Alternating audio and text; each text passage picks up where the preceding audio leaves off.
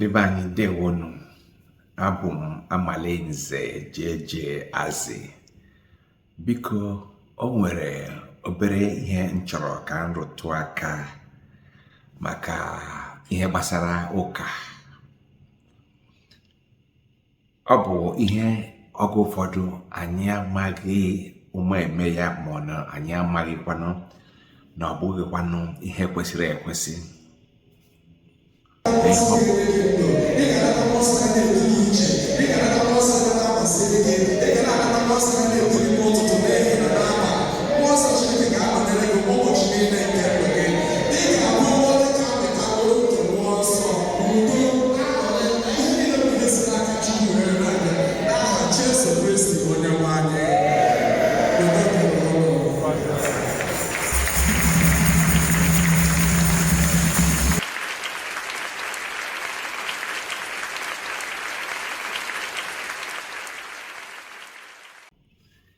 Anyị na-aga, anyị nọrọ n'ụlọ ụka, onye ụkọchukwu na-ekwu okwuchukwu.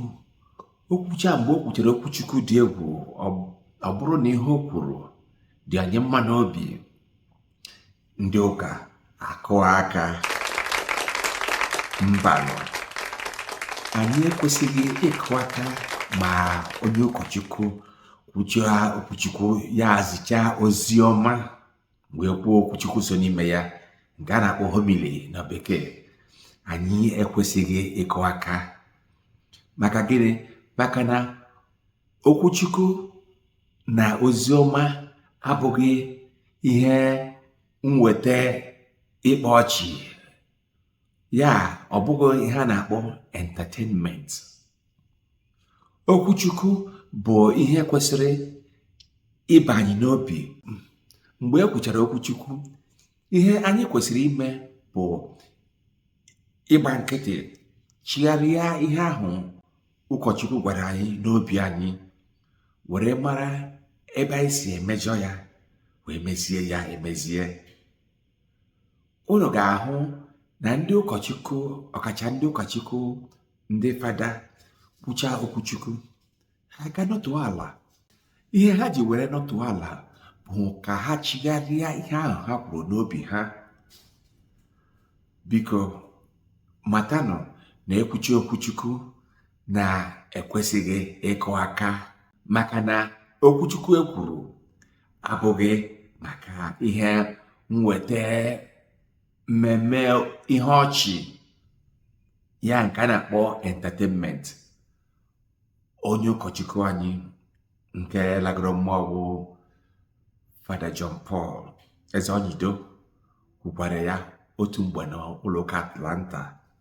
Ekwuchara akụ aka, ọ sị ha na okwuchukwu abụghị entertainment. Ya bụ ndị be anyị, biko, onye ụkọchukwu gwacha anyị okwuchukwu, zichaa anyị ozi ọma, ka anyị chighara ya n'obi, ọ bụghị ịkọrọ ya aka. Ịkụ aka gosiri na ihe ụkọchukwu kwuru abụghị ihe anyị ga-anabata n'obi anyị maka omume anyị na ihe gbasara Chineke.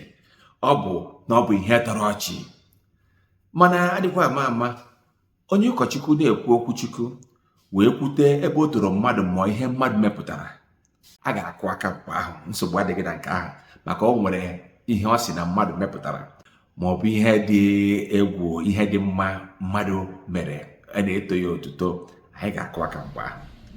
Mana ọ bụrụ The Archdiocese of Atlanta is in the process of accepting 2 Nigerian seminarians.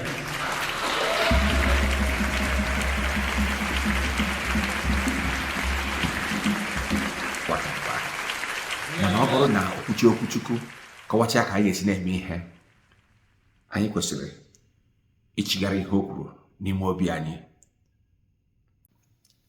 Ọzọkwa, ọ na-aga oge ụfọdụ ụkọchukwu, ọ na-adị n'ọtụtụ ụka, ị ga-ahụcha ya n'ọtụtụ ụka dị iche iche, ma ọtụtụ ụka ndị ekwere ma ndị ụka mmụọ nsọ.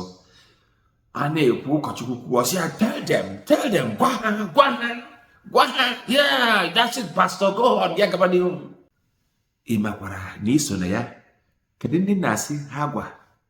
Mgbe e kwukwara nke metụtara gị, ị ga-asịkwa ya gaba n'ihu? Ya bụ, anyị na-aka ụka ka anyị were uche anyị na mmụọ anyị were gbakọta obi anyị. Anaghị m ekwukwa maka adịka m mba, ọ bụ ihe m hụrụ ka m na-ekwu, ka anyị nyekwa aka ka anyị dum ghara ime ụfọdụ omume na-ekwesịghị ekwesị. Bụkwa m onye mgbasa ozi nakwa onye na-elebanye ihe ọbụla anya a na-eme na ndụ mmadụ, were nyochaa, hazie, kwupụta ya. Ọtụtụ ihe m kwupụtara, ndị mmadụ ewerego ya mee ihe, n'agbanyeghị na ụfọdụ na-aga nkwupụtacha ha achịa nwaka bụọ m aja nye ụmụnyo, mana ọ na-adị m mma n'obi ịhụ mgbe ha bidoro mebe ihe ahụ m mara ọkwa ya. Ndewonu. Abụ m Amalinze JJ Azị, birikwanụ metodology Jesu na ndụ okpukpe. Amen.